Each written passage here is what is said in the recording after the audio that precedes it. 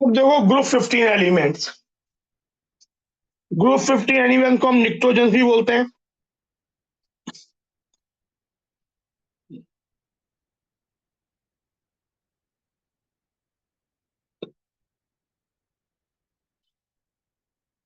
Nitrogen family,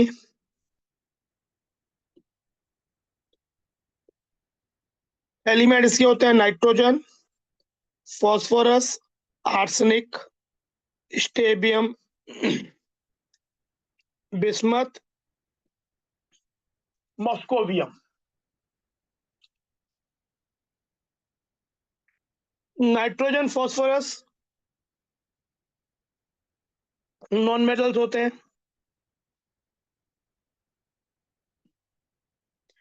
arsenic स्टेबियम metalloids होते हैं।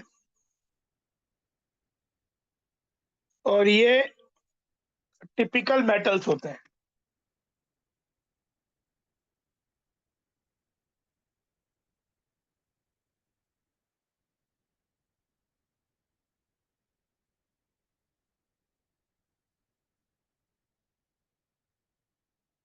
ये टिपिकल मेटल्स होते हैं।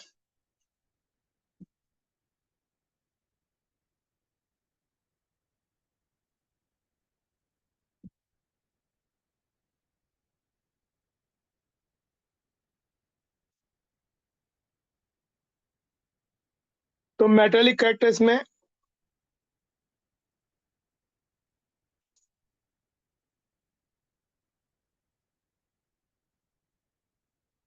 इंक्रीज करता है, increases down the group.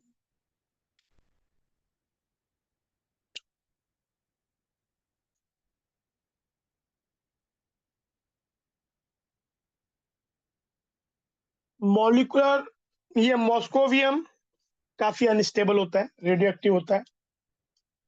Molecular nitrogen comprises 78% by volume of the atmosphere.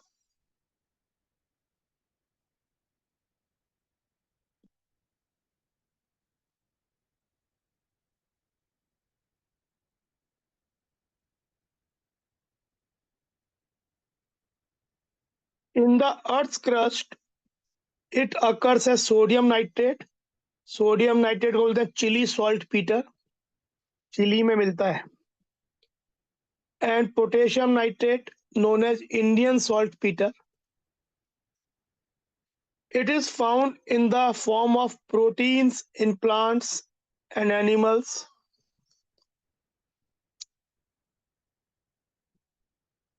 Phosphorus occurs in minerals of the apatite family. Apatite family होता है ये Ca3,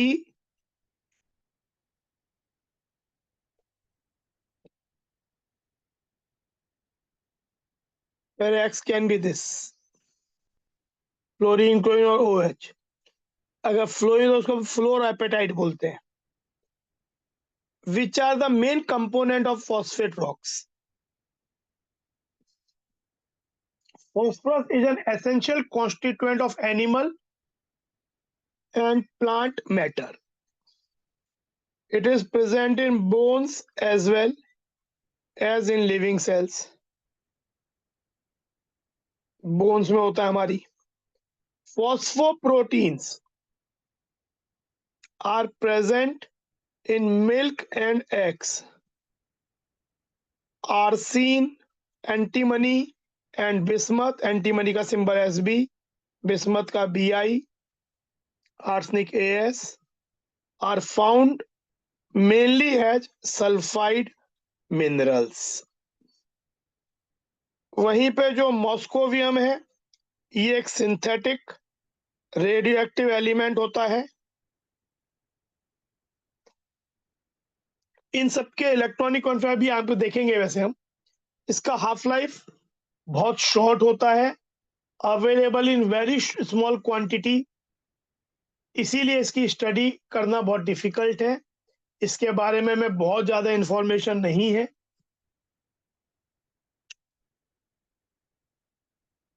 अब हम मॉस्कोवियम को छोड़ के बाकियों के बाकी एलिमेंट्स के प्रॉपर्टी में कुछ ट्रेंड और देखेंगे फिजिकल और केमिकल में। सबसे पहले इलेक्ट्रॉनिक कॉन्फ़िगरेशन एक एक करके। इनका जो इलेक्ट्रॉनिक वैलेंस है, इलेक्ट्रॉनिक कॉन्फ़िगरेशन होता है, वो होता है NH2 NP3। मतलब वैलेंस शेल में 5 इलेक्ट्रॉन होते हैं और NP3 ऐसा होता है हाफ फिल्ड। इससे एक्स्ट्रा स्टेबिलिटी आती है और वो कुछ ट्रेंड के एक्सप्लेनेशन में हेल्पफुल होती है। The valence shell electronic configuration of these elements nitrogen, phosphorus, arsenic, strontium, bismuth, moscovium। The s orbital is NH2 NP3 तो है ही। s orbital in these element is completely filled and p orbitals are half filled, making their electronic configuration extra stable।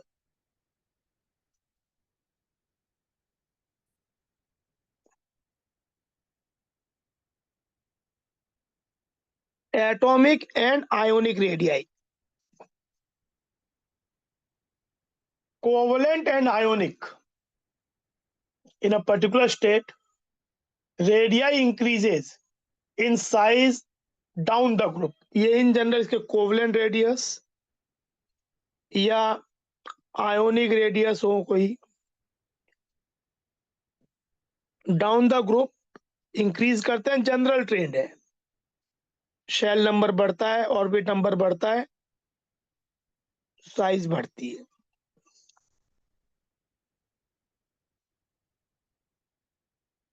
There is a considerable increase in covalent radius from nitrogen to phosphorus। Nitrogen से phosphorus radius बढ़ता है, ये तो बात ठीक है, पर काफी ज्यादा बढ़ता है। Nitrogen is very small in size, the reason is unavailability of d orbital in it. इसकी साइज बहुत, इसके वैलेंस शेल की साइज बहुत कॉम्पैक्ट होती है, तो इसकी नाइट्रोजन इज कह सकते हो extraordinary small, smaller than p। लेकिन फिर p से फिर as बढ़ता तो ही, पर आर्सेनिक से bismuth only a small increase in covalent radius is observed। This is due to the presence of completely filled d and f और f orbital दोनों या केवल d इन heavier elements। क्योंकि इनर के d और इनर के f जब बढ़ते हैं तो उनका वीक पुअर स्क्रीनिंग अफेक्ट होता है, उस कारण से उनका जेट अफेक्टिव सिग्निफिकेंटली बढ़ जाता है, जो कि एट्रैक्शन को बढ़ाता है। एट्रैक्शन बढ़ने से साइज कम होती है, तो इनकी जो साइज शेल नंबर बढ़ने से बढ़नी चाहिए थी, वो इस कारण से कंपेंसेट हो जाती है। तो नीचे साइज बहुत कम धीरे धीरे राइज होती है इधर। लेकिन शुरुआत में nitrogen is much lesser than phosphorus, phosphorus less than arsenic. जैसे देखो यहाँ पे, अगर देखना भी चाहते हो साइज को, 70 110 फिर लेस है, देखो फिर ये लेस जरूर है पर उतना ज्यादा चेंज नहीं है। पर ये देखो,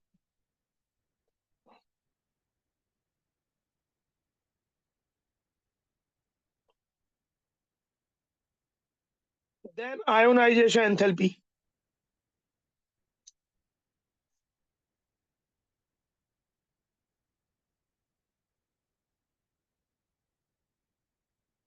आयोनाइजेशन एंथैल्पी क्या होती है? एक एम गैसियस से एम प्लस गैसियस बनाना। Ionisation enthalpy decreases down the group, ये भी जनरल ट्रेंड है कि डाउन द ग्रुप साइज बढ़ती है तो इलेक्ट्रॉन निकालना आउटर मोस्ट आसान हो जाता है।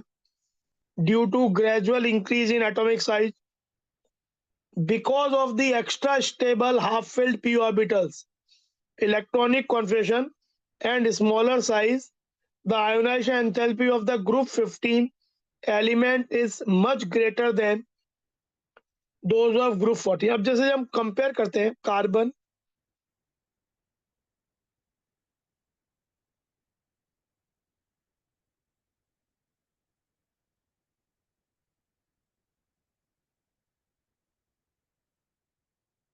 और यहाँ पे मैं एक ये भी लेता हूँ,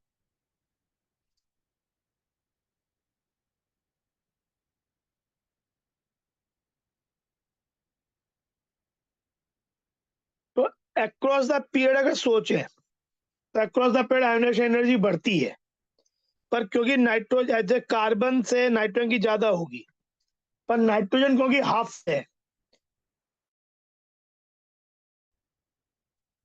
और नाइट्रोजन से ऑक्सीजन हम एक्सपेक्ट करते हैं कि फिर बढ़ेगा, लेकिन नाइट्रोजन क्योंकि हाफ फिल्ड होता है तो नाइट्रोजन की ऑक्सीजन से ज्यादा होती है। सिलिकॉन पर ये ऐसा, पर ये ऐसा, ये चीज, ये वाला ऑर्डर जो होता है, तो ये वाली बात, because of nitrogen is extra stable due to half field.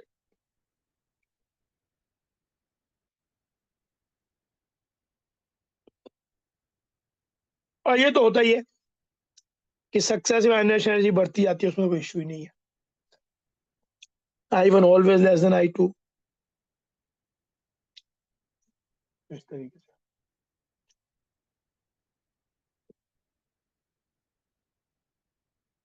Electronegativity, electronegativity का जनरल ट्रेंड क्या है?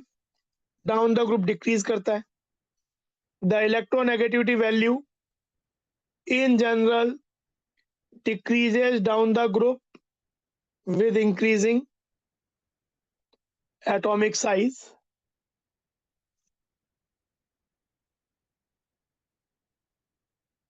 However, among the heavier elements, the difference is not that much pronounced. Again, En values, nitrogen greater than phosphorus greater than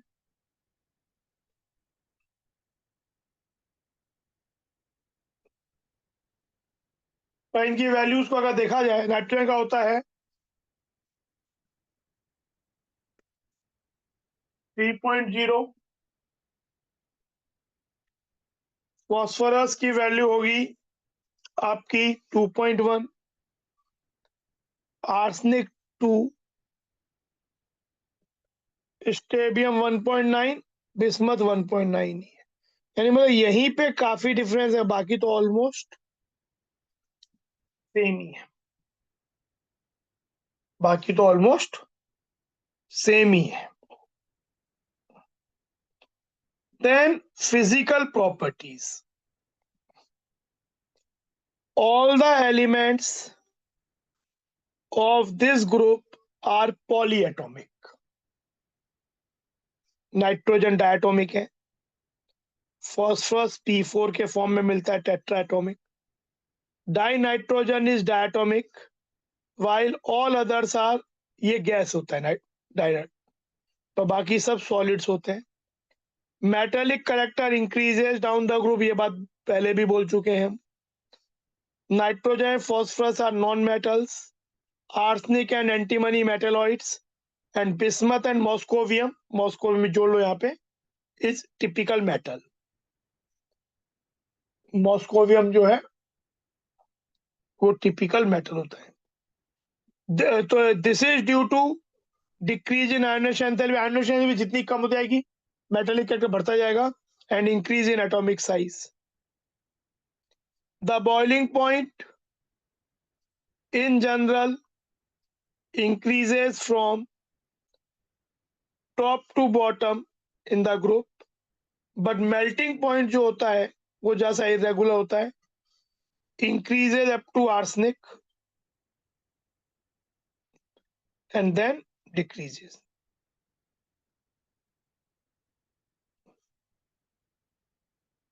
up to bismuth except nitrogen, all the elements show allotropy. Nitrogen का एक ही form होता है N2। जब phosphorus में भी एक P4 मिलता है, येलो फॉस्फोरस, एक रेड फॉस्फोरस मिलता है, और एक मिलता है ब्लैक फॉस्फोरस। फॉस्फोरस के 3 एलोट्रोपिक फॉर्म मिलते हैं, लेकिन नाइट्रोजन का एक ही एलोट्रोपिक होता है N2।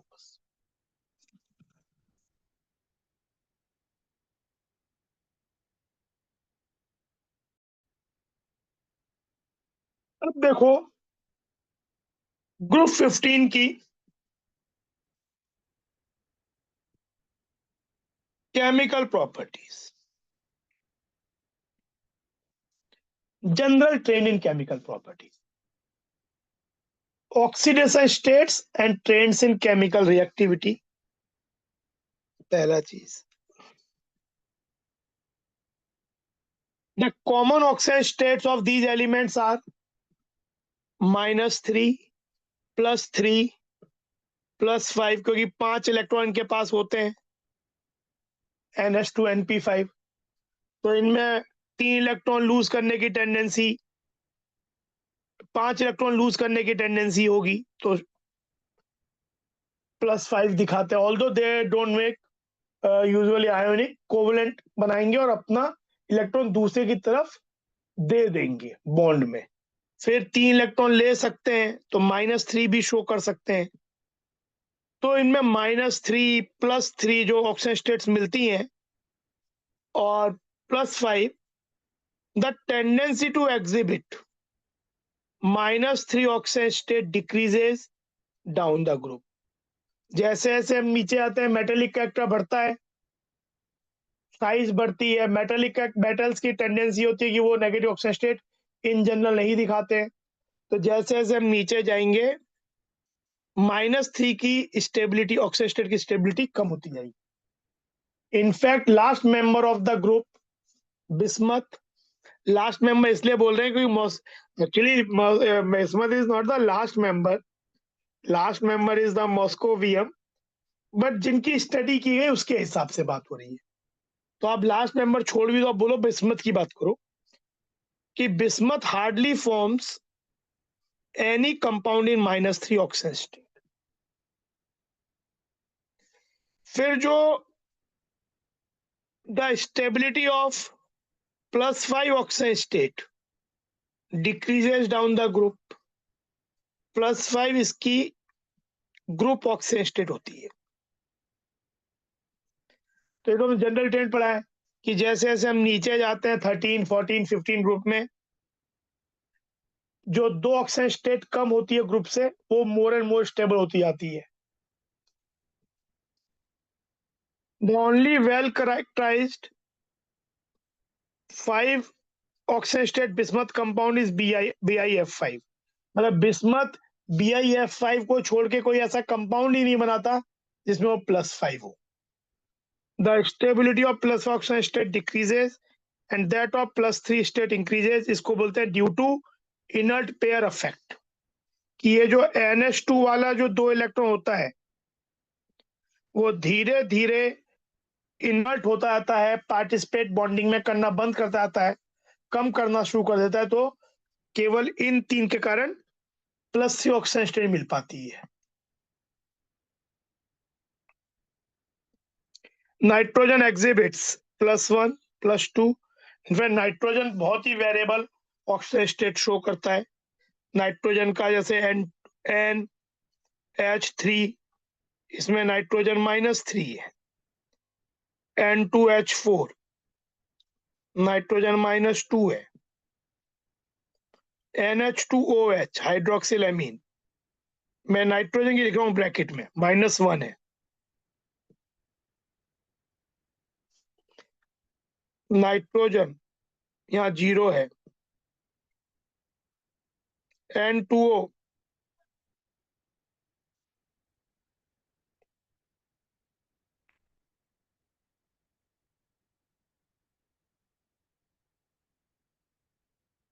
NO2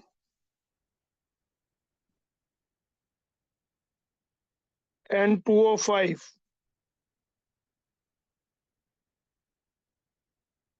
ये HNO3 +5, HNO2 +4। तो ये फॉस्फोरस भी वेरिएबल, जैसे PS3 में फॉस्फोरस आपका -3 हो जाता है, H3PO में +5 हो जाता है, H3PO3 में +3 हो जाता है, H3PO2 में +1 हो जाता है। In the case of nitrogen, all oxygen state from +1 to +4 tend to disproportionate, कि मैक्सिमम +5 होती है और मिनिमम तो -3 भी होती है। तो +1 से लेके +4 की जितनी भी ऑक्सीजन स्टेट में होते हैं कंपाउंड, वो डिफरेंट कंडीशंस में लेके एसिड सॉल्यूशन इनफैक्ट मेनली बोला है डिस्प्रपोर्शनेट। जैसे एक रिएक्शन दिया है HNO2 में ये +3 है, इट डिस्प्रपोर्शनेट टू +5, ऑक्सीडाइज भी हुआ और रिड्यूस भी हुआ। Similarly in case of phosphorus, nearly all intermediate oxygen states disproportionate into +5 and -3 both in alkali and acid. However, +3 oxygen state in case of arsenic, antimony and bismuth become increasingly stable and with respect to disproportionation। ये बोल रहे हैं कि जो antimony, arsenic और bismuth है, भाई उसको अगर डिस्प्रपोर्शन होगा तो क्या होगा, +5 बनाना पड़ेगा एक। हमने पढ़ा है कि इसमें धीरे धीरे +5 की टेंडेंसी कम होती जाती है। तो ये बोल रहे हैं कि जो +3 ऑक्सीजन स्टेट है उसकी डिस्प्रपोर्शनेट होने की टेंडेंसी आर्सेनिक, एंटीमनी और बिस्मथ में धीरे धीरे कम होती जाती है। Nitrogen is restricted to a maximum covalency of 4। Oxygen state nitrogen की +5 हो सकती है, पर नाइट्रोजन के अराउंड 4 बॉन्ड से ज्यादा नहीं होते, क्योंकि नाइट्रोजन की वैलेंस शेल में हम S और P ही होती है, केवल D नहीं होती है। तो it can't keep more than 8 electrons, so cannot make more than 4 bonds. Since only 4 1s and 3p orbitals are available for bonding, the heavier elements have vacant d orbitals, जैसे PCl5 ही है, इसमें covalency phosphorus की 5 हो गई, PF6- covalency phosphorus की 6 हो गई, octahedral बन जाएगा।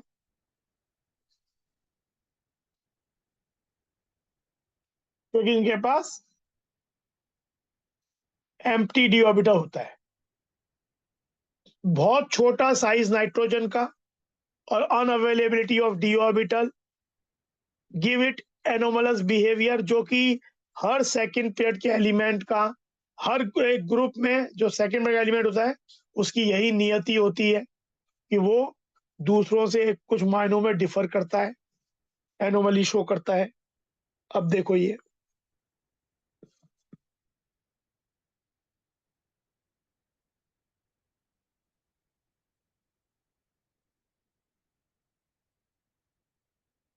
Anomalous properties of nitrogen. Nitrogen differs from the rest of the members of this group due to its smaller size, high electronegativity, high ionization enthalpy, and non-availability of d orbitals in its valence shell. Nitrogen has unique ability to form p-pi multiple bond with itself, क्योंकि ये बनेगा 2p-2p जो कि strong pi bond होता है।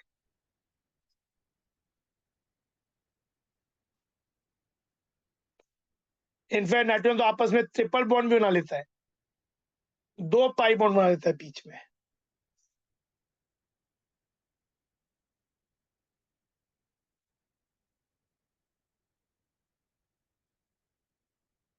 with itself or even with other elements, having small size and high electron, जैसे carbon C double bond N bond भी बनता है, N double bond O bond भी बनता है, N डबल बॉन्ड N तो बनता ही है। Heavier elements of this group do not form p pi bond, क्योंकि जैसे 3p pi is not stable, 4p pi क्योंकि साइज काफी बड़ी हो जाती है, आपस में दूर हो जाते हैं, तो ये बनते नहीं है। As their atomic orbitals are so large and diffuse that they can't have effective overlapping. Thus, nitrogen exists as diatomic molecule with a triple bond, 1s and 2p, between the two atoms. Consequently, its bond enthalpy, which is 94.941.4 kilojoule per mole, is very high. On the contrary, phosphorus, arsenic, and antimony form single bond, PP, ASAS, while bismuth forms metallic bonds in elemental state.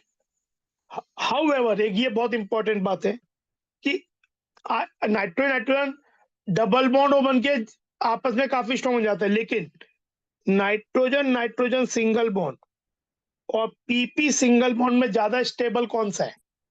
Nitrogen की size बहुत छोटी होती है, तो यहाँ पे फिर ऐसा हो जाएगा लोन पेयर, तो ये आपस में काफी रिपेल करेंगे, क्योंकि यहाँ पे क्या होगा, इनके बीच का डिस्टेंस बड़ा होगा, तो रिपल्शन कम होगा। तो nitrogen nitrogen single bond is weaker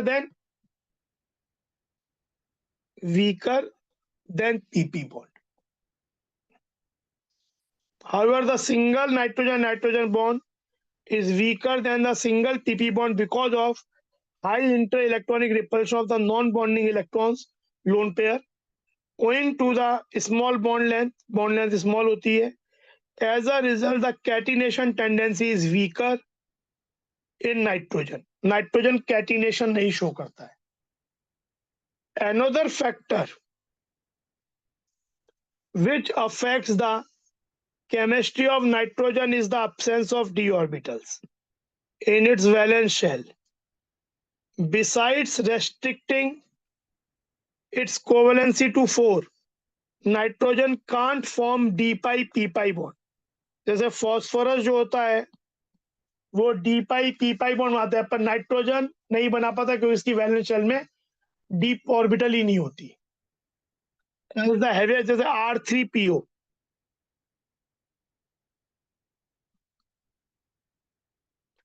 में ये जो बॉन्ड है पाई बॉन्ड, ये डी पाई पी पाई नेचर का है।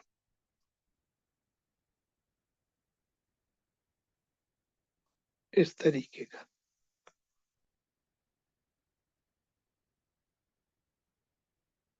R3P डबल बॉन्ड CH2, इसमें भी ये पाई बॉन्ड जो है डी पाई पी पाई है।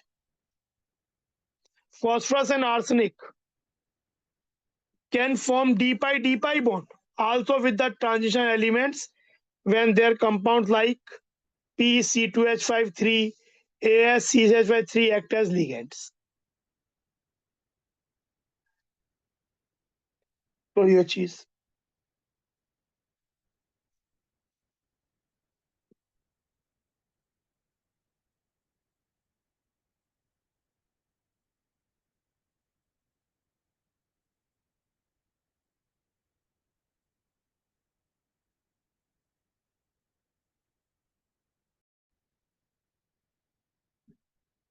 अब देखो ग्रुप 15 एलिमेंट्स की reactivity towards hydrogen, reactivity towards oxygen, reactivity towards halogens and reactivity towards metals. Chemical properties, उनकी जो जनरल केमिकल ट्रेंड है उसमें ये 4 पॉइंट और है। तो सबसे पहले आता है, इसके लिए चलो हम लोग ग्रीन वाला सेलेक्ट करते हैं, reactivity towards hydrogen. all the elements of group 15 form hydrides of the type EH3. E represent the element nitrogen, phosphorus, arsenic, stibium और बिस्मथ। तो सबके सब ये हाइड्राइड बनाते हैं EH3 टाइप का। अमोन NH3,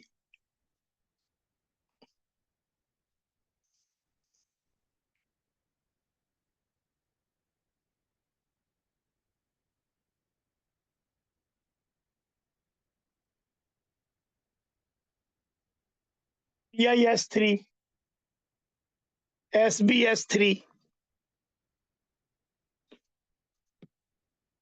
Some of the properties of these hydrides are shown in table. Melting point, melting point जैसे जैसे आगे जा रहे हैं, जैसे ये NH3 का ज्यादा है, इनफैक्ट सबसे ज्यादा है। द रीजन कुड बी कि क्रिस्टल फॉर्म में इसमें आपस में इंटरमोलकुलर हाइड्रोजन बॉन्डिंग होगी, पर फिर PS3 का इससे कम है, AS3 का फिर ज्यादा है और ये ज्यादा है। वैसे एक्चुअली इसको इंक्रीज ही करना चाहिए, पर अमोनिया का एक्सेप्शनली हाई इसलिए है क्योंकि इसका इंटरमोलिकुलर हाइड्रोजन बॉन्डिंग स्ट्रांग हो जाता है। Boiling point decreases down the group, क्योंकि अमोनिया में गैसेस स्टेट में भी आपस में इंटरमोलिकुलर हाइड्रोजन बॉन्डिंग रहेगी। PS3 में उतनी स्ट्रांग नहीं रहेगी, ASS3 में और कम हो जाएगा। तो इसका जो बॉइलिंग पॉइंट है, बॉइलिंग पॉइंट भी देखो, ऐसे तो मोलर मास बढ़ने से वॉन डेर वाल्स फोर्सेस बढ़ते हैं, तो बॉइलिंग पॉइंट एक्चुअली इंक्रीज करता है जिनमें हाइड्रोजन बॉन्डिंग नहीं है, लेकिन इसका एक्सेप्शनली हाई क्यों है? Because of mass, molar mass सबसे कम है, वॉन डेर वाल्स फोर्सेस जिसके सबसे मतलब जो मास के कारण जो बेस्ड होता है सबसे कम है, लेकिन because of the intermolecular hydrogen bonding in ammonia इसका बॉइलिंग पॉइंट सबसे ज्यादा है। Distance between element and hydrogen increases down the group, ठीक है, नॉर्मल ट्रेंड है। साइज ऑफ द एलिमेंट बढ़ रही है।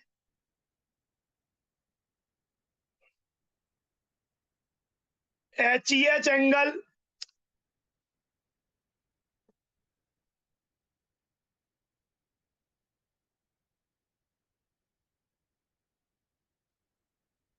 इनफैक्ट यहाँ पे जो एक आपका ड्रैगो रूल होता है वो ये कहता है कि थर्ड पीरियड या उससे नीचे के एलिमेंट जब किसी एलिमेंट से जिसकी इलेक्ट्रोनेगेटिविटी 2.5 से कम है बॉन्ड बनाते हैं तो वो उतना हाइब्रिडाइज नहीं होते, वो प्योर पी से बनाते हैं। तो NH3 में तो ये sp3 हाइब्रिडाइज होता है, लेकिन PS3 ASS3 में S कैरेक्टर ऑलमोस्ट खत्म हो जाता है, वो प्योर पी हो जाता है। तो जितना S कैरेक्टर कम होता जाएगा इनका बॉन्ड एंगल भी कम होता जाएगा। तो actually bond angle decreases down the group.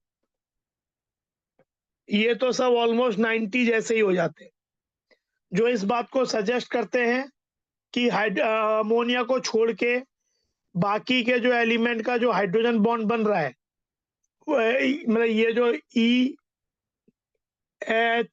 है ये ऑलमोस्ट प्योर पी को यूज करके बन रहा है ई का।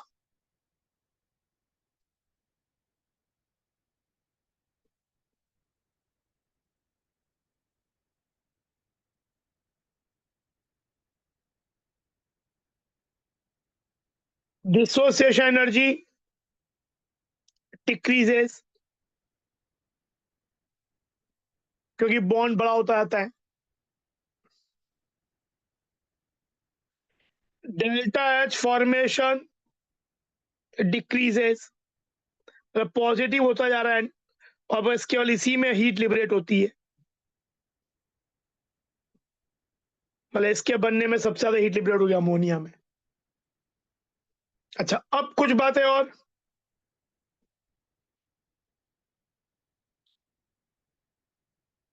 सबसे पहले stability of hydrides. decreases from ammonia to BiS3. Stability hydride की अमोनिया से BiS3 डिक्रीज होती जाती है क्योंकि बॉन्ड वीक हो जाता है, which can be observed from their bond dissociation enthalpy. Bi अगर E और H बॉन्ड टूटने की टेंडेंसी बढ़ती जाएगी तो दूसरे में H जुड़ने की टेंडेंसी बढ़ती जाएगी, किसी में H का जुड़ना रिडक्शन होता है, तो डाउन द ग्रुप इसका reducing character of hydride increase करता है क्योंकि EH बॉन्ड वीक होता जाता है। Ammonia is a mild reducing agent while BiS3 is the strongest reducing agent among all the hydrides. फिर एक बात, बेसिसिटी। बेसिसिटी अगेन हम ड्रैगो रूल के हिसाब से बता सकते हैं। एक बीच में पेज इंट्रोड्यूस कर लेते हैं।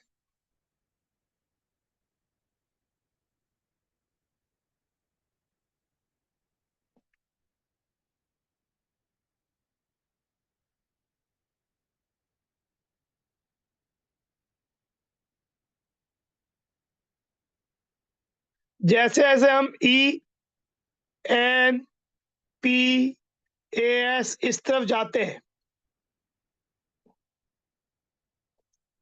इस बॉन्ड का P करेक्टर, मतलब ये जो ऑर्बिटल में, जैसे अमोनिया में तो ये sp3 हाइब्रिडाइज्ड है, पर बाकी में ये बॉन्ड प्योर P के थ्रू बनाते हैं, यानी हाइब्रिडेशन में इस वाले में S करेक्टर कम होता जाता है और लोन पेयर को S करेक्टर बढ़ता जाता है। लोन पेयर में S करेक्टर बढ़ता जाएगा तो lone pair will be more strongly held. तो जो अमोनिया है, अमोनिया में सबसे कम S करेक्टर है इस ऑर्बिटल में, तो वो सबसे ज्यादा अवेलेबल है। तो ammonia is more basic than PS3, more basic than ASS3, more basic than SBS3, and more basic than almost equal। ये एक तरीका और भी सोचने का है, नाइट्रोजन की सबसे छोटी होती है तो लोन पेयर की वो जो इलेक्ट्रॉन डेंसिटी है सबसे हाई किस पे होती है? नाइट्रोजन पे। तो वो सबसे हाई इलेक्ट्रॉन डेंसिटी, इसलिए सबसे ज्यादा रिलीज होने के लिए तैयार है।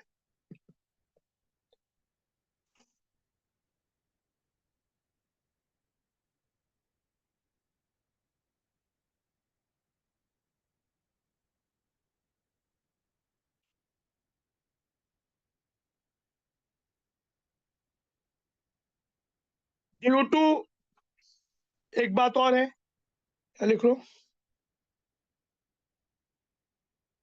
Due to high electronegativity and small size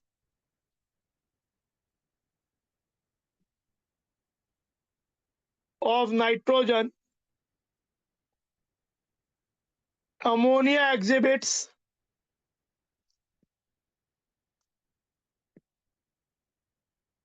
hydrogen bonding in solid as well as liquid state because of this। मैंने वहां डिस्क बोला भी थे बात ये, it has higher melting point and boiling points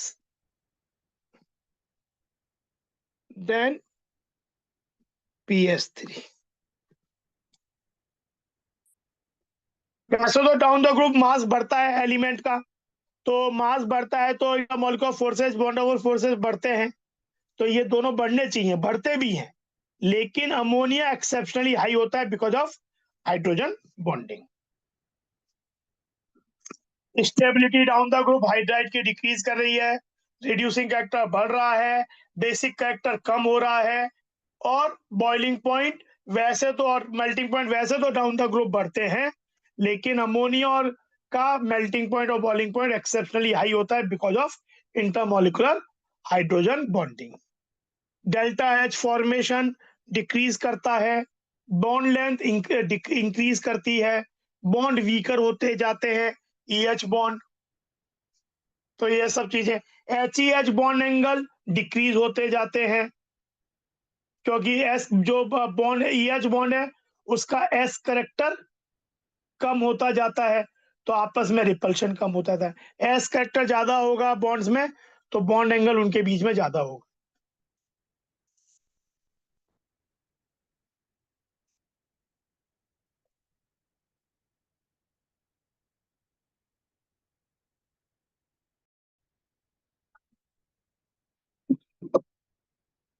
अब देखो reactivity towards oxygen.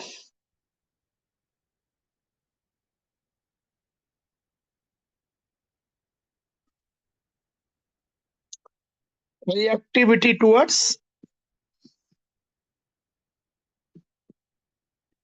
all these elements form two types of oxides, E2O3, E2O5। मतलब ये तो बनते ही है, बाकी नाइट्रोजन का NO भी बनता है, N2O भी बनता है, NO2 भी बनता है, पर N2O3, N2O5, P2O3, P2O5, AH2O3, AH2O5। The oxide in higher oxidation state of the element is more acidic than that of lower oxidation state। ये इन जनरल बात है, हमेशा एप्लीकेबल हो। Acidic character decreases down the group. अगर मान लो कि same +3 वाले हैं, पर P2O3 will be less acidic then N2O3, क्योंकि down the group metallic character increase करता है, तो ऑक्साइड का एसिडिक कैरेक्टर डिक्रीज करता है। Oxides of E2O3 of nitrogen and phosphorus are purely acidic, that of arsenic and antimony amphoteric, and those bismuth predominantly basic। क्या बोल रहा है ये कि जो N2O3 और P2O3 है,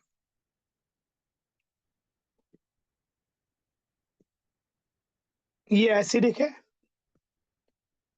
AH2O3, Sb2O3 एम्फोटेरिक है,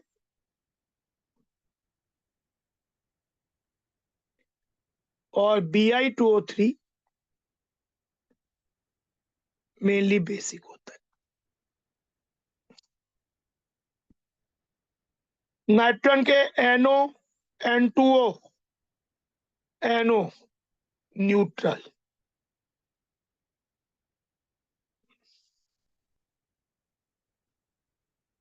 N2O3,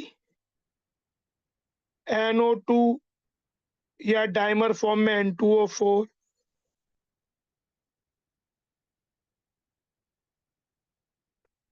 एसिडिक। +1, +2, +3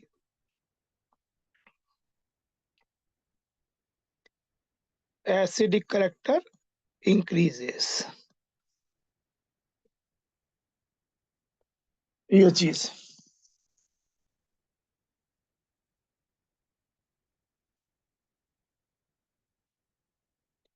फिर आती है बात रिएक्टिविटी टुवर्ड्स हैलोजन।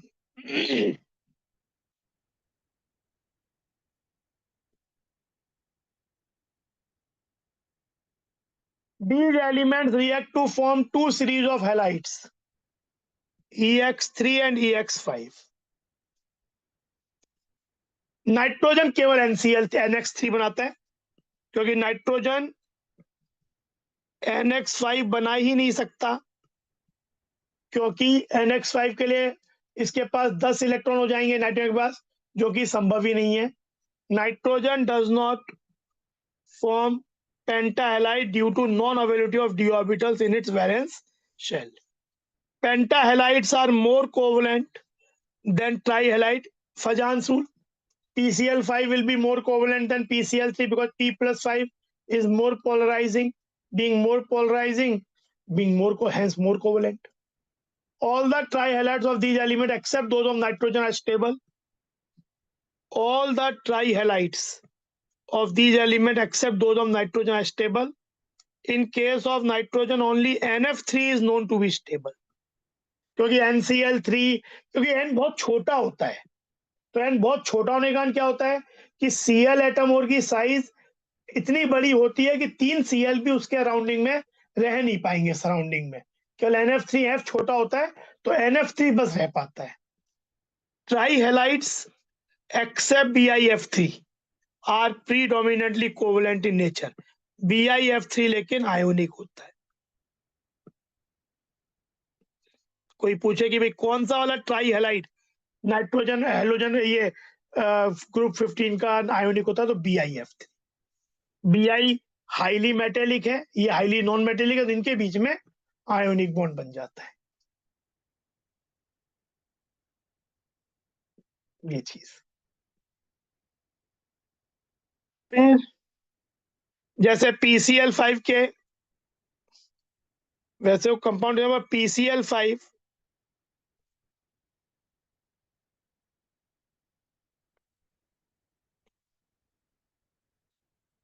के बारे में कुछ बातें देख लो. PCl5 TBP होता है, गैसियस स्टेट में कोवलेंटली बॉन्डेड होता है, इस फॉर्म में रहता है. एक्सियल बॉन्ड लॉन्गर होते हैं क्योंकि हाइब्रिडेशन इसकी sp3d हो जाती है, और इसमें s कैरेक्टर एक्सियल बॉन्ड में कम रहता है, या कह सकते हो यहाँ पे 90 डिग्री पे रिपल्शन ज्यादा रहता है, तो a axial bond are longer than equatorial, मतलब PCl एक्सियल लॉन्गर देन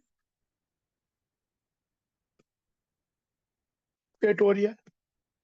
तो ये बातें. पर PCl5 in solid state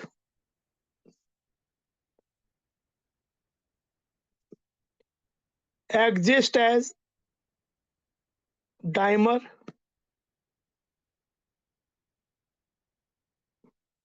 इस तरह से एग्जिस्ट करता है. PCl4 प्लस एक कैटायनिक यूनिट ये और एनायनिक यूनिट ये दोनों कोवलेंट है, पर इनके बीच में ये बॉन्ड आयोनिक है. ये sp3 होता है टेट्राहेड्रल, ये sp3d2 होता है ऑक्टाहेड्रल. ये चीज. और ये PCl5 गैसियस स्टेट में.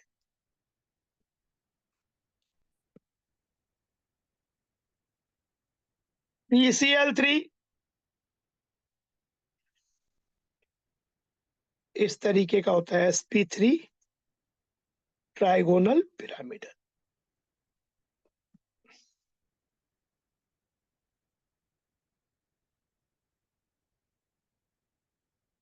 PCl5 more covalent than PCl3.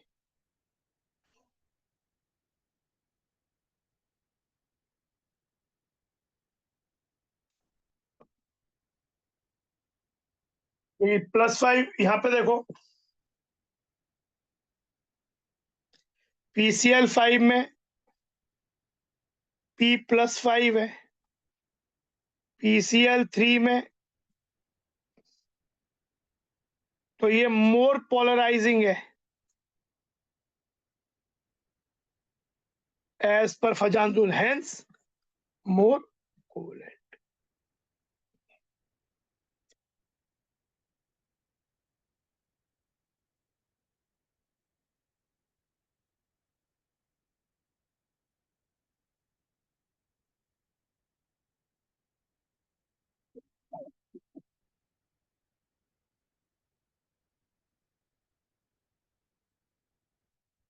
reactivity towards metal.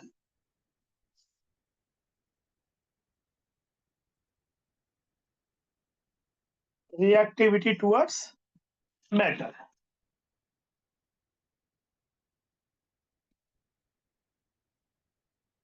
All these elements react with metals to form their binary compounds exhibiting -3 oxidation state. Calcium nitride, ये -3, ये +2. कैल्शियम फॉस्फाइड, सोडियम आर्सेनाइड,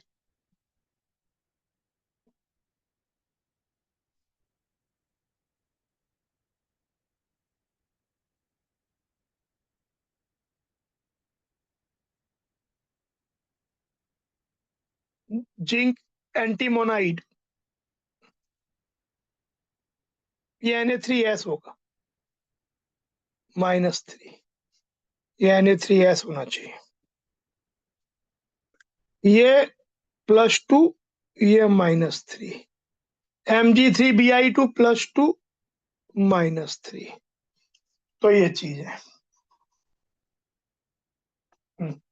ये Na3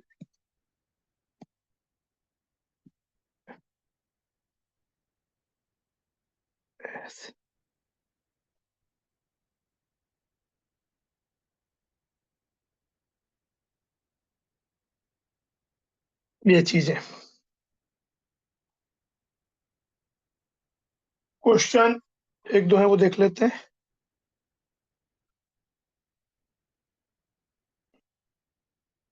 दो nitrogen exhibit +5 oxygen state, it does not form pentahalide, हम discuss कर ही चुके हैं. +5 oxygen state तो जैसे N2O5 में दिखाया था, वो तो कैसे दिखेगा, जैसे नाइट्रेट ही है, तो नाइट्रेट ऐसा हुआ,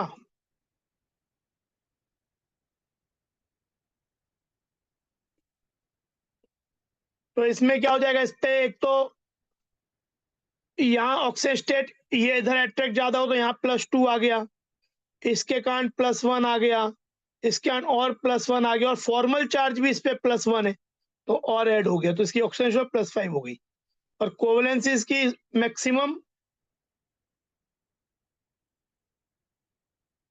जो है वो प्लस कोवलेंसी 4 ही रहती है. पर अगर NX5 बन जाएगा, ऑक्सीजन स्टेट की इश्यू नहीं है, तो इसके इलेक्ट्रॉन 10 हो जाएंगे, which is not possible.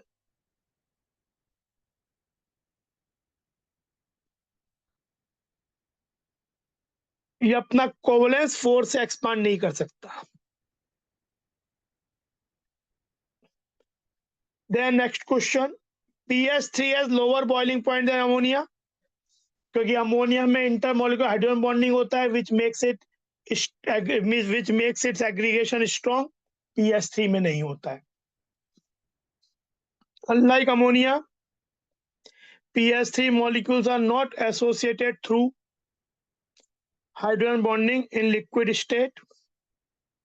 That is why the boiling point of PS3 is lower than ammonia.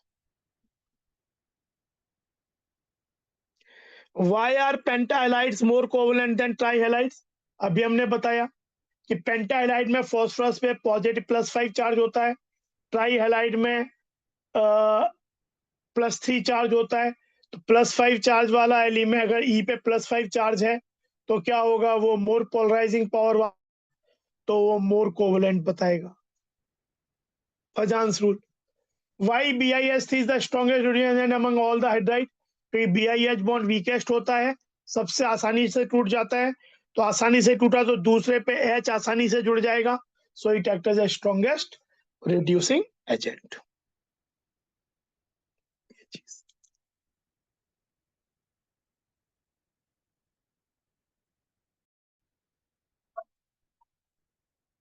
तो देखो डाई नाइट्रोजन एंड फॉस्फोरस के बारे में, जो जेई मेन का सिलेबस है उसमें जनरल प्रॉपर्टीज हैं, आपकी 15 ग्रुप एलिमेंट की जो हमने पढ़ ली।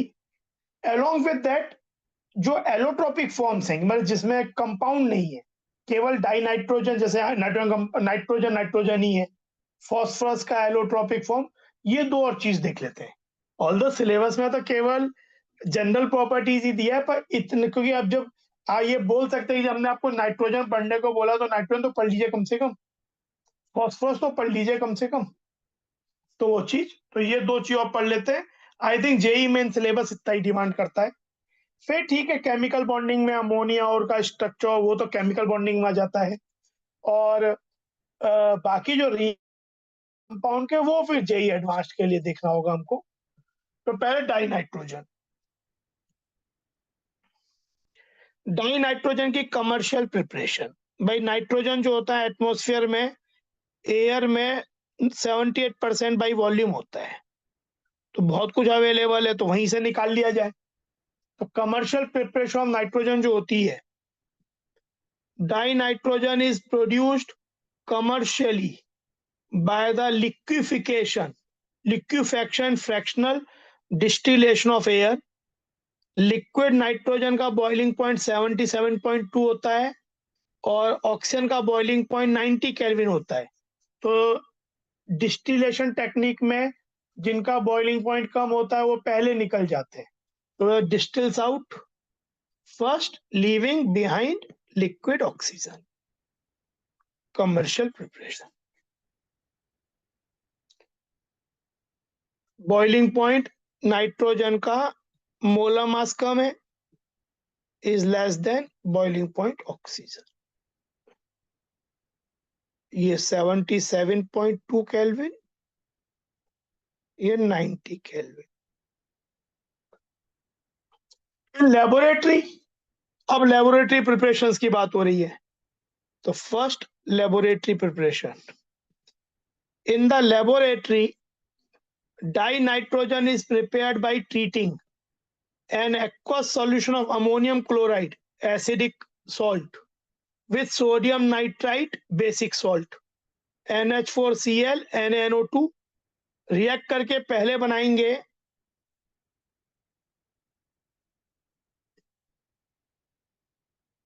एक तरह से एसिड बेस रिएक्शन ही है।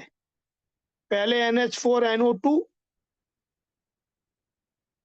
और NaCl बनेगा, हीट जो लिबरेट होगी वो NH4NO2 को तोड़ देगी नाइट्रोजन और वाटर में।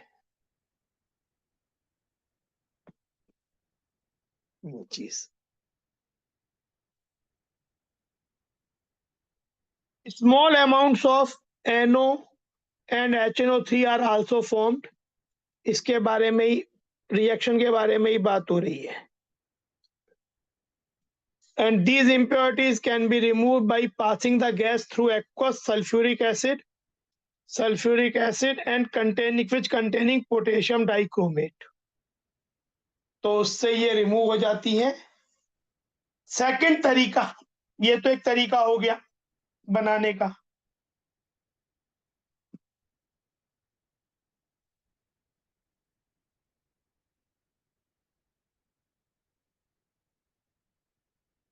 Second way, it can also be obtained by the thermal decomposition of ammonium dichromate। Ammonium dichromate खुद एक ऑरेंज कलर सब्सटेंस होता है, इसको हीट करने पे ammonium dichromate NH4 whole twice Cr2O7, we will get N2 gas, water, बहुत famous reaction है, and chromium trioxide green colour pigment. तो ये सेकंड तरीका हो गया, अमोनियम डाइक्रोमेट को हीट करके। ये इंपॉर्टेंट तरीका है। Very pure nitrogen can be obtained by the thermal decomposition of sodium और बेरियम एजाइड। एजाइड आयन होता है N3, उस पे -1 चार्ज, तो बेरियम एजाइड हो गया, फॉर्मूला बेरियम 2+ होता है, N3 पे -1 चार्ज है, N3 लीनियर स्ट्रक्चर होता है, 3 N आपस में लीनियरली जुड़े हुए होते हैं, तो ये हो जाए बेरियम एजाइड। इसे हीट करेंगे तो बेरियम बन जाएगा, जो कि सॉलिड होता है तो सरफेस पे ही रह जाता है, और nitrogen, very pure nitrogen is obtained. Sodium azide का फॉर्मूला होगा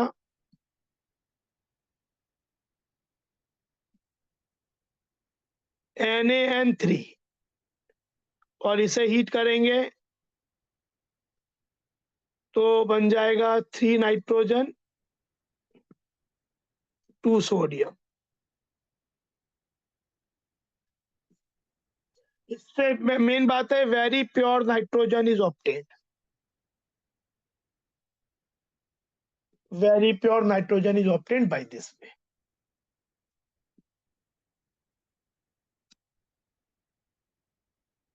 प्रॉपर्टीज,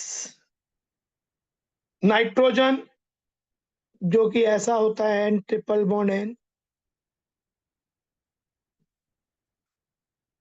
नाइट्रोजन बोलते हैं कलरलेस। एटमॉस्फेयर में इतना नाइट्रोजन कलर कहाँ दिखता है, एयर तो कलरलेस ही दिखती है। Odourless, tasteless and non toxic, क्योंकि टॉक्सिक होता तो फिर अगर इतना एटमॉस्फेयर में है तो आदमी मर ही जाता। Non toxic. चिप्स और के पैकेट में तो ये काफी रिएक्टिव अनरिएक्टिव होती है, तो चिप्स और के पैकेट को फुलाने के लिए तो यही यूज करते हैं, nitrogen gas.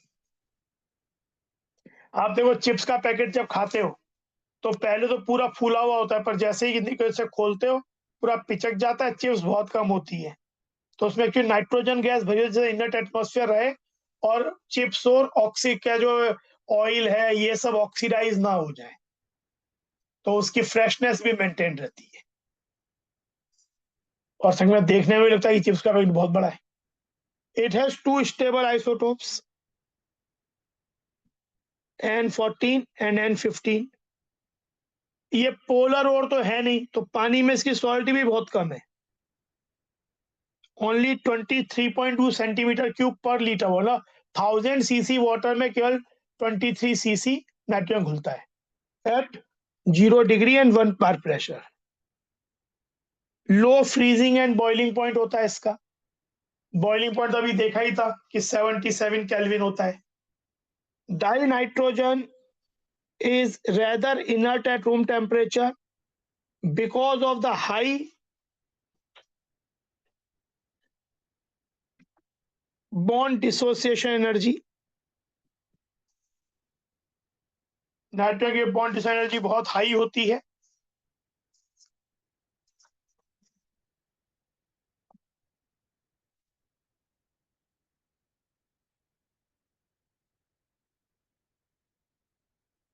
However, reactivity however increases rapidly with rise in temperature. At higher temperature, it directly combines with metals, some metals to form predominantly metal के संग ionic nitrides, and with non-metals covalent nitrides। Typical reaction lithium plus nitrogen, ये ionic compound बन जाएगा, ionic nitride Li3n heat करने पे Mg3n2।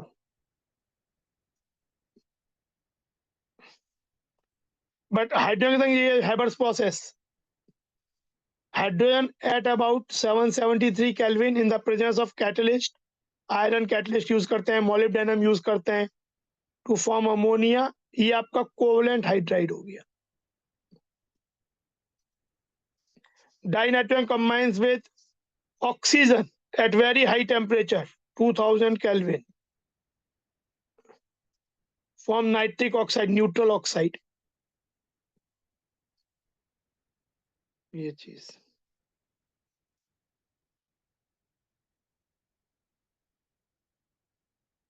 Ammonia का formation exothermic है, ध्यान रखो।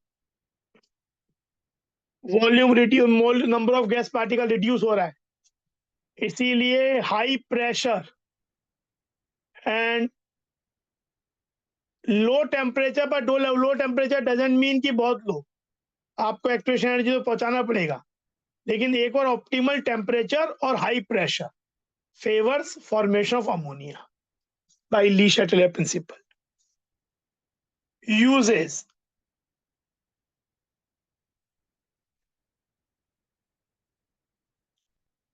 The main use of dinitrogen is in the manufacturing of ammonia and other industrial chemical containing nitrogen, calcium cyanamide. It also find use to make इनट atmosphere जहां भी require है, क्योंकि मैंने अभी बताया भी था, चिप्स भी पैकिंग करने में इसको डाल दिया, नाइट्रोजन गैस भर दी, तो किसी और चीज से रिएक्ट नहीं करेगा, खुद से भी रिएक्ट नहीं करेगा. इन iron and steel industry, inert diluent for reactive chemicals, liquid dinitrogen is used as a refrigerant in to preserve biological materials, food items जो मैंने चिप्स और बताया था, एंड इन क्रायोसर्जरी जो कि लो टेम्परेचर पे होती है.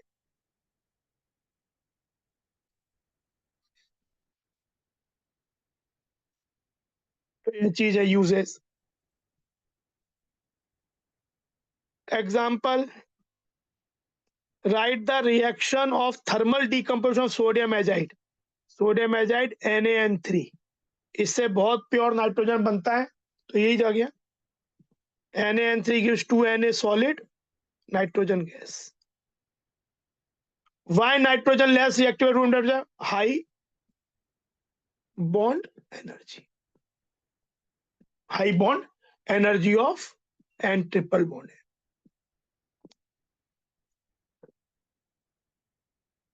चीज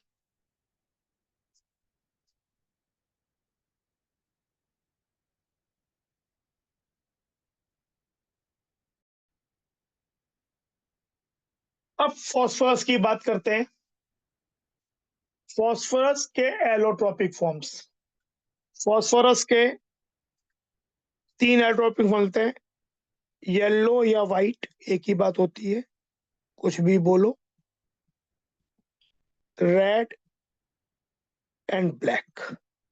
black is thermodynamically most stable, yellow is least.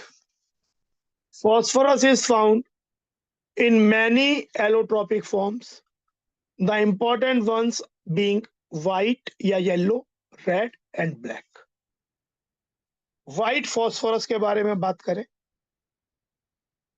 White phosphorus is a translucent white vaccine solid. Wax जैसा ट्रांसल्यूसेंट, ट्रांसपेरेंट भी नहीं होगा पर एग्जैक्टली ओपेक भी नहीं होगा. Translucent white vaccine solid, poisonous, insoluble in water but soluble in non-polar solvent like carbon disulfide. Dark में glow करता है due to chemiluminescence. It dissolves in body, very important reaction. एक डिस्प्रपोर्शनेशन रिएक्शन है. Dissolves in boiling NaOH solution in an inert atmosphere, और ये जो inert atmosphere है that is provided by CO2. कई का इनर्ट एटमॉस्फेयर CO2. P4, इसका actually formula होता है P4. व्हाइट या येलो फॉस्फोरस का फॉर्मूला होता है P4, इस तरीके का. तो पहले का रिएक्शन के फिर स्ट्रक्चर पे आते हैं. ये काफी कम स्टेबल होता है, रीजन भी बताऊंगा अभी. तो P4 plus NaOH plus water, इसमें P0 है. It will form phosphine gas जिसमें P-3 है, और सोडियम हाइपोफॉस्फाइट NaH2PO2 जहां पे ये +1 है. तो it's a disproportionation of phosphorus.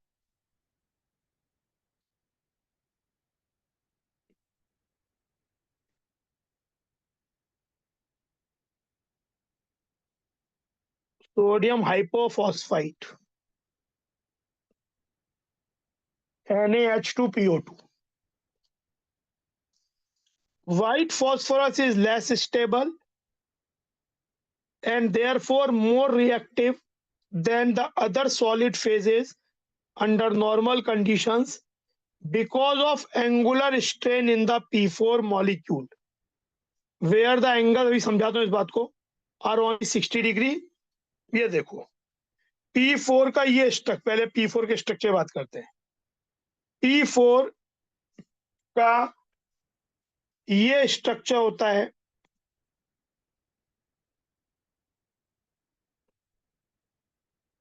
ये एक P है, दूसरा P, इसमें हर फॉस्फोरस पे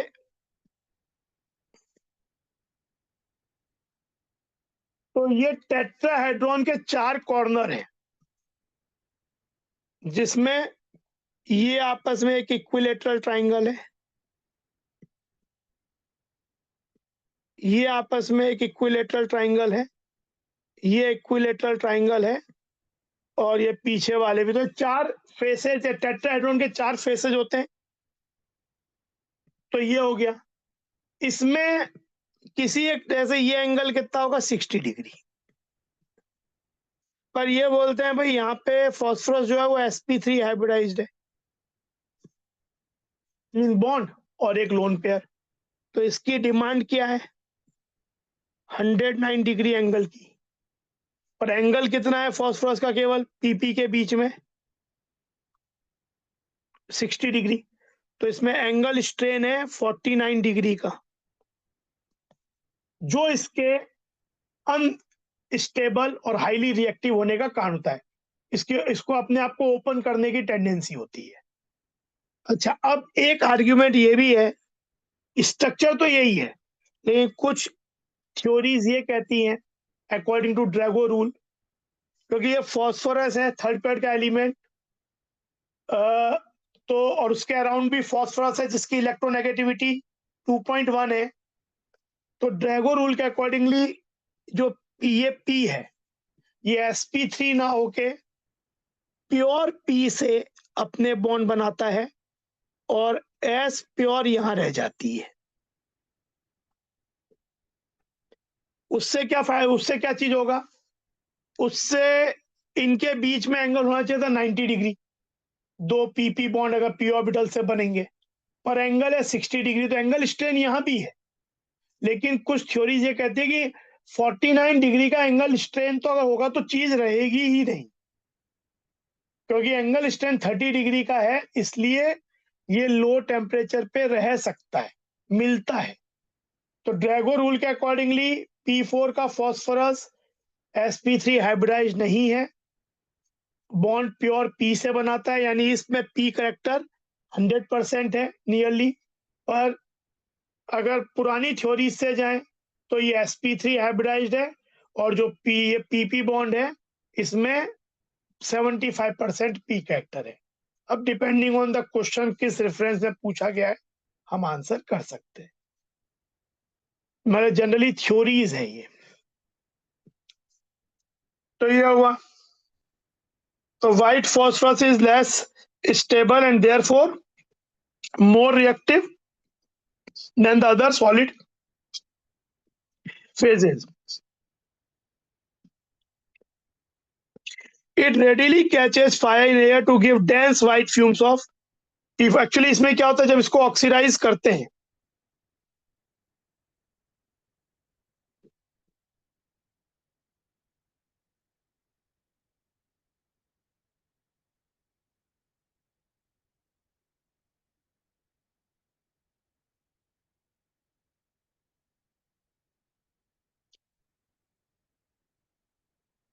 तो होता क्या है, एक एक बॉन्ड टूट के,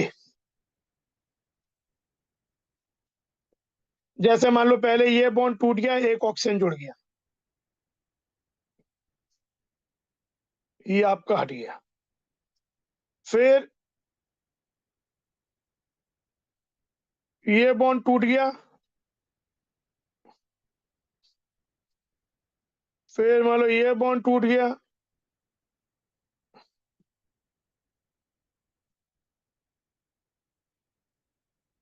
ये आ गया।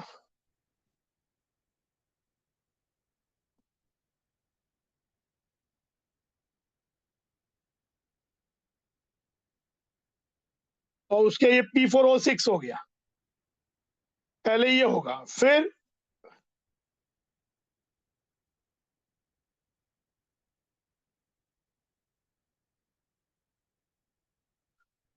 P4O10 तक चीजें चली जाएंगी।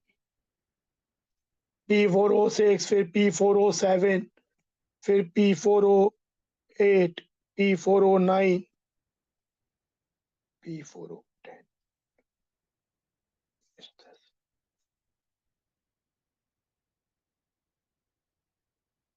ये P4O10 तक। It consists of discrete tetrahedral P4 molecule as shown in figure, जो दिखाया है। अब हम आते हैं red phosphorus. Red phosphorus is obtained by heating white phosphorus at 573 kelvin, 300 degree in an inert atmosphere, 300 degree Celsius पे in an inert atmosphere for several days. मतलब अगर हम व्हाइट फॉस्फोरस को या येलो फॉस्फोरस, एक ही बात है, 573 केल्विन पे हीट करेंगे सेवरल डेज तक,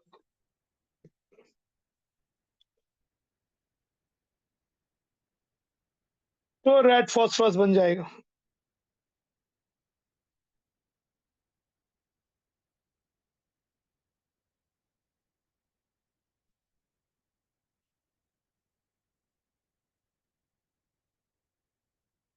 तो रेड फॉस्फोरस पहले क्या होता है, तो क्या देखो,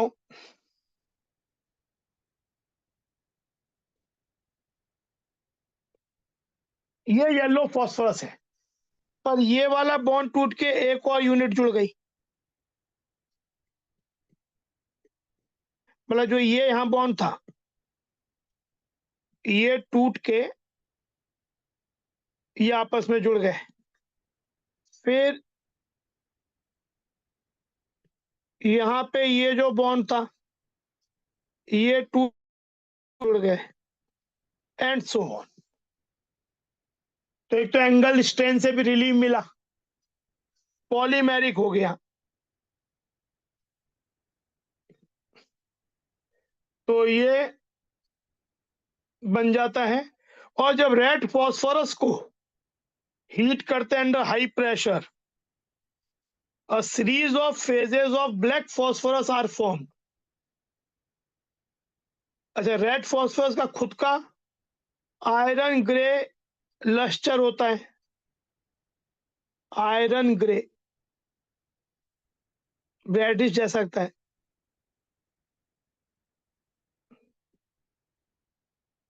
ऑर्डरलेस होता है, नॉन पॉइजनस होता है, एंड वाटर इंसॉल्युबल होता है, as well in carbon disulphide. मतलब ये क्या हो गया, रेड फॉस्फोरस नॉन पॉइजनस की, व्हाइट फॉस्फोरस पॉइजनस था, non poisonous, odourless,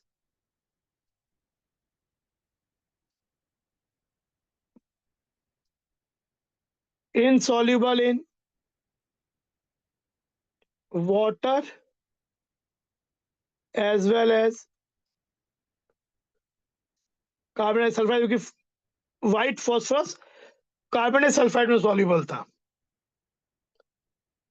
chemically red phosphorus is much less reactive than white phosphorus, much less reactive. Red phosphorus ये है, ठीक है, देन P4। और ये glow, it does not glow in dark,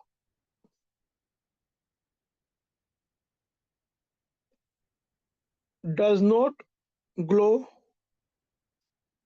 in dark. Polymeric है ही, polymeric तो ये है ही।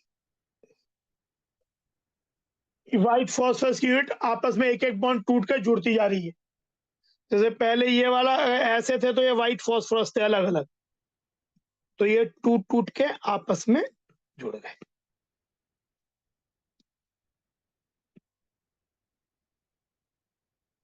consisting of chain of P4 tetrahedra linked together in the manner as shown in figure.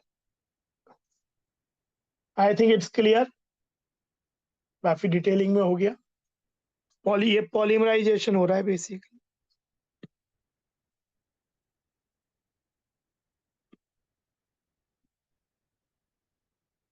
Black phosphorus जो कि thermodynamically most stable form of phosphorus allotrope है, has two forms, alpha black and beta black phosphorus.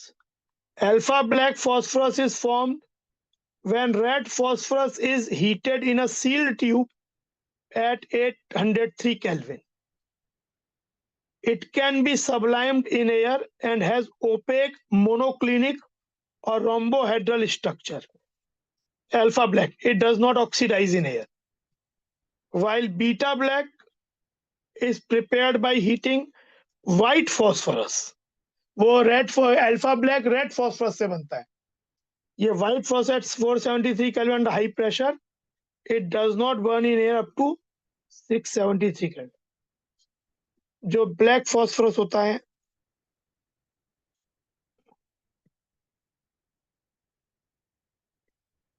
वो most stable allotrope है, वो phosphorus है। अच्छा, ये क्या हुआ, ब्लैक फॉस्फोरस एक्चुअली क्या हो जाएगा कि जैसे ये यूनिट है ना, अब ये वाली टूट के ये नीचे बन जाएंगी, जुड़ जाएंगी, तो और ये भी और पॉलीमेरिक और एक्सटेंडेड पॉलीमराइजेशन हो जाएगा। ये बॉन्ड टूट के भी यहाँ पे भी चीजें जुड़ जाएंगी। तो ये चीज, तो ये आपका ब्लैक फॉस्फोरस ब्लैक कलर का होता है।